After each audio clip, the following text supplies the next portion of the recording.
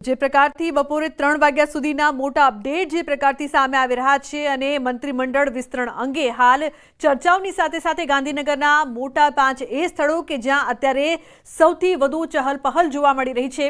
CM Bhupendra Patel મુંબઈથી ગાંધીનગર પરત ફરી ચૂક્યા છે અને સાથે જ મહત્વપૂર્ણ આ બેઠક બાદ નિર્ણય લેવામાં આવશે કે કોને સ્થાન મળે છે।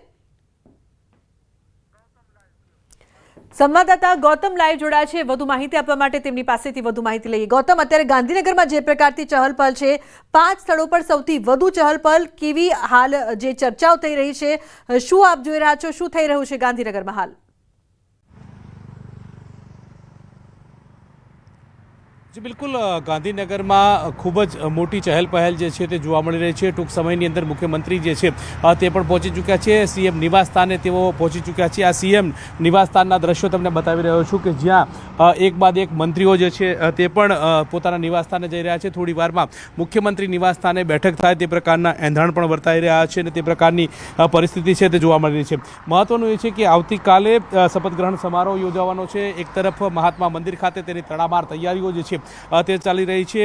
कोईनी नजर जे छे ते मंडाયેલી છે ત્યારે કયા વિસ્તારના નેતાને સમર્થન આપવામાં આવે છે, કયા વિસ્તારને પ્રાધાન્ય આપવામાં આવે છે, આ ઉપર હવે સૌ કોઈની નજર જોવા મળી રહી છે। જી બિલકુલ, આભાર સમગ્ર માહિતી બદલ ગૌતમ। તો સૌ કોઈની નજર છે તે આ મંત્રીમંડળ વિસ્તરણના સમાચારો પર છે કે કોને મોકો મળી શકે છે।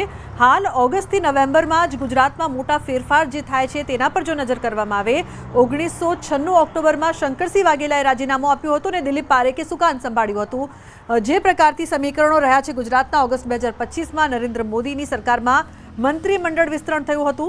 આપણે જે અત્યાર સુધીના જે કહી શકાય કે જે રેકોર્ડ છે તેને જોઈએ તો નવેમ્બર 2014માં આનંદી પટેલની સરકારમાં મંત્રીમંડળનું વિસ્તરણ થયું હતું। સપ્ટેમ્બર 2021માં વિજય રૂપાણીનું રાજીનામું અને ભૂપેન્દ્ર પટેલ સરપ્રાઇઝિંગની રીતે તેમણે સુકાન સંભાળ્યું હતું। ऋषिकेश पटेल जे छे तेमणे अने गृहमंत्री हर्ष संघवी द्वारा निरीक्षण जे महात्मा मंदिर खातेनी तैयारी चाली रही है तेनुं निरीक्षण करवामां आव्युं हतुं। त्यारबाद हवे सांजे राज्यपाल जे छे आचार्य देवव्रत तेओ पण अहींया पधारवाना छे। ते पूर्वे आ महत्वनी बैठक जोवामां आवी रही छे। हवे शंका एक वातनी सेवाई रही है कि तमाम मंत्रीगणमांथी तमाम मंत्रीओ जे छे ते राजीनामा आपे छे कि केटलाक मंत्रीओने राजीनामा अपावे छे ते उपर सौ कोईनी नजर जे छे ते मंडराયેલી છે। त्यारे कया चेहराओने પડતા मुकाय छे, कया चेहराओने स्थान मळे छे ते उपर सौ कोईनी नजर जे छे ते मंडराયેલી છે। परंतु सवारथी आ चहल पहल जे गांधीनगरनी अंदर सतेज बनी है। जे अंतर्गतनी बात करिए तो केंद्रीय नेतृत्वना जे मंत्रीओ जे छे तेओ पण अहींया उपस्थित रीते जोवा मळी रह्या छे। तेओ पण अहींया हाजर होय ते प्रकारना दृश्यो जोवा मळी रह्या छे। महत्वनुं ए छे कि शपथ ग्रहण समारोह पूरा सांजे पण आ मुख्यमंत्री भूपेन्द्र पटेल जे छे ते एक बैठक योजे ते प्रकारनी बात सामे आवी रही छे। तमाम मंत्रीओ राजीनामा बाद आ मुख्यमंत्री अने राज्यपालने मळे ते प्रकारनी पण वात जे छे ते सामे आवी रही छे अने आ तमाम मंत्रीओ जे छे ते मुख्यमंत्रीने राजीनामું આપે તે પ્રકારની પણ એક શક્યતા જે છે તે સેવામાં આવી છે। આ તમામ પ્રકારના સમીકરણો જે છે હાલ તો જોવા મળી રહ્યા છે।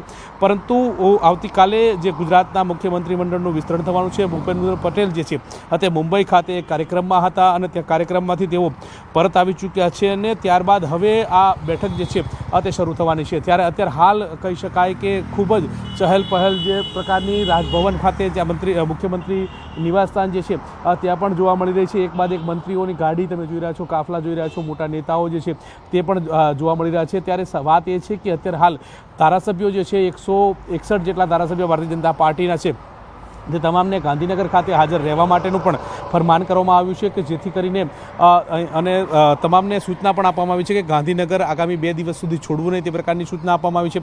ત્યારે આ તમામ ચહેલ પહેલ બાદ હવે મુખ્યમંત્રી નિવાસસ્થાને બેઠક થશે। બેઠક બાદ કયા મંત્રીઓનો સમાવેશ કરવામાં આવે છે તેને લઈને પણ એક અસમંજસતા સેવાઈ રહી છે। કારણ કે એક વાત એ પણ આવી રહી છે કે રાષ્ટ્રીય અધ્યક્ષ જેપી નડ્ડા પણ ગુજરાત આવી રહ્યા છે। આમ જોવા જઈએ તો રાજ્યસભાના સાંસદ ગુજરાતમાંથી તેઓ ચૂંટાયેલા છે અને તેઓ પણ અહીંયા ઉપસ્થિત રહેવાના છે। આવતીકાલે શપથ ગ્રહણ સમારોહમાં ઉપસ્થિત તેઓ પણ નવું લિસ્ટ લઈને આવે અને તેમનાથી જે મંત્રીઓ મંડળમાં જેમના સમાવેશ કરવાના છે તેમના નામો જે છે તે લઈને આવે તે પ્રકારની પણ વાત જે છે તે સામે આવી છે। તમામ બાબતો જે છે તે જોવા મળી રહી છે। ત્યારબાદ એક બાદ એક અગાઉ પણ આ પ્રકારનું મંત્રીમંડળનું વિસ્તરણ થયું હતું જ્યારે ભૂપેન્દ્ર પટેલની સરકાર જે નવી બની હતી, વિજય રૂપાણીએ રાજીનામું આપ્યું હતું, ભૂપેન્દ્ર પટેલની નવી સરકારની રચના થઈ હતી ને ત્યારે તમામ લોકો જે મંત્રીમંડળમાં જે અપેક્ષિત લોકો હતા તેમને સ્થાન આપવામાં આવ્યું હતું, તેમને ટેલિફોનિક જાણ કરવામાં આવી હતી અને તમામ ધારાસભ્યો જે છે તે ટેલિફોન પાસે બેઠા હતા. આ પ્રકારની સિચ્યુએશન જોવા મળી હતી. આ જ પ્રકારની સિચ્યુએશન ફરી એકવાર હવે મંત્રીમંડળનું વિસ્તરણ આવતીકાલે થઈ રહ્યું છે તેને લઈને પણ જોવા મળી રહી છે. ત્યારે કયા ધારાસભ્યોનો સમાવેશ કરવામાં આવે છે પર સરકારે લગાવી મહોર. ફરી એક વખત ન્યૂઝ 18ની ખબર પર લાગી છે મહોર.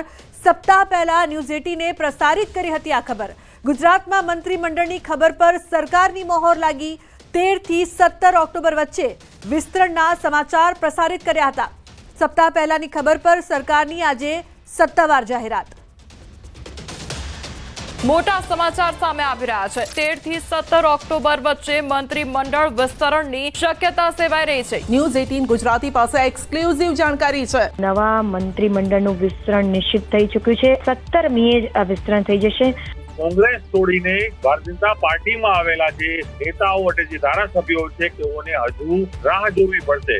સીએમ ભૂપેન્દ્ર પટેલ દ્વારા જે મંત્રીઓને પડતા મૂકવાના છે તેમને રાજીનામા મંગાવી શકે છે. મંત્રીમંડળના વિસ્તરણની સત્તાવાર જાહેરાત. જે બિલકુલ મંત્રીમંડળના વિસ્તરણની વાત સામે આવી રહી છે. અનેક નેતાઓનું ગુજરાતમાં આગમન થઈ ચૂકેલું પણ જોવા મળી રહ્યું છે.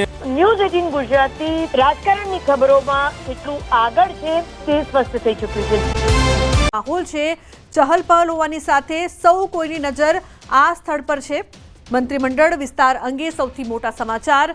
મંત્રીઓ સીએમ નિવાસસ્થાને જઈને રાજીનામા આપશે.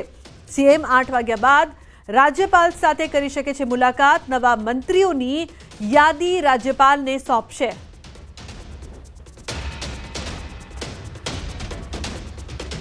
તો જે પ્રકારથી સીએમના નિવાસસ્થાને જઈને જે રાજીનામા આપવાની જે પ્રોસિજર છે તે કરવામાં આવશે. સીએમ 8 વાગ્યા બાદ રાજ્યપાલને મળી શકે છે. નવા મંત્રીઓની યાદી રાજ્યપાલને તેઓ સોંપશે. તો ન્યૂઝ 18 પર મંત્રીમંડળના વિસ્તરણનું સતત અપડેટ અમે આપ સુધી પહોંચાડી રહ્યા છે. મંત્રીઓ સીએમના નિવાસસ્થાને જઈને રાજીનામા આપશે. સીએમ 8 વાગ્યા બાદ રાજ્યપાલ સાથે મુલાકાત પણ કરશે. તો મહત્વપૂર્ણ સમાચાર. બપોરે 3 વાગ્યા સુધીના 5 મોટા અપડેટ. મંત્રીમંડળ વિસ્તરણ અંગે હાલના 5 મોટા અપડેટ. ગાંધીનગરમાં 5 સ્થળો પર ચહલપહલ. સીએમ ભૂપેન્દ્ર પટેલ મુંબઈથી ગાંધીનગર પરત ફર્યા છે. તો મહત્વપૂર્ણ જાણકારી જે પ્રકારથી જોવા મળી રહી છે. સીએમ ભૂપેન્દ્ર પટેલ મુંબઈથી ગાંધીનગર પરત ફરી ચૂક્યા છે. સાથે ચહલપહલ પણ જોવા મળી રહી છે. ગાંધીનગરમાં 5 સ્થળો છે કે જ્યાં અત્યારે ચહલપહલ જોવા મળી રહી છે. જે બેઠક મળવાની છે ને આ બેઠક પર સૌ કોઈની નજર. કારણ કે મંત્રીમંડળ વિસ્તરણમાં કોના નામ પર મહોર લાગશે, કોના પત્તા કપાશે તેવી તમામ રાજકીય ચર્ચાઓની વચ્ચે ગાંધીનગરમાં ધમધમાટ જોવા મળી રહ્યો છે. તો અત્યાર સુધીના 5 મોટા અપડેટ જે પ્રકારથી સામે આવી રહ્યા છે. મંત્રીમંડળ વિસ્તરણ અંગે સીએમ છે તે પહોંચી ચૂક્યા છે ગાંધીનગર. મુંબઈથી તેઓ ગાંધીનગર પરત ફર્યા છે. તો બીજી તરફ જે મહત્વના સ્થળો છે ગાંધીનગરના તેવા 5 સ્થળો પર ચહલપહલ જોવા મળી રહી છે. તો અત્યાર સુધીના આ મોટા અપડેટ સામે આવી રહ્યા છે. જે પ્રકારથી ગાંધીનગરમાં ધમધમાટ હોવાની સાથે આ બેઠક છે તેને લઈને સૌ કોઈની નજર આ બેઠક પર છે. કારણ કે કોના નામ પર મહોર લાગશે. સ્વર્ણિમ સંકુલમાં ચહલપહલના દ્રશ્યો અત્યારે આપ ટીવી સ્ક્રીન પર જોઈ રહ્યા છો. 5 અલગ અલગ સ્થળ અને ગાંધીનગરના મહત્વના મોટા 5 સ્થળો પર ચહલપહલ છે. જેમાં પહેલું સ્વર્ણિમ સંકુલમાં ચહલપહલ. સીએમના નિવાસસ્થાને જે બેઠક થવાની છે ત્યાં પણ ચહલપહલ જોવા મળી રહી છે.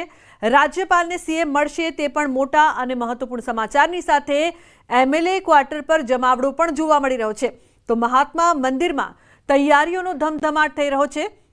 ગાંધીનગરના આ 5 મોટા અને મહત્વપૂર્ણ સ્થળ કે જ્યાં હાલ ચહલપહલ છે. કારણ કે મંત્રીમંડળનું વિસ્તરણ થવાનું છે.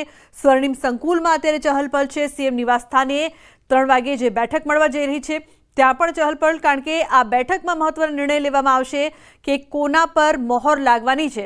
તો રાજ્યપાલ મળશે સીએમને. એમએલએ ક્વાર્ટર પર પણ જમાવડો જોવા મળી રહ્યો છે. મહાત્મા મંદિરમાં પણ તૈયારીઓ થઈ રહી છે.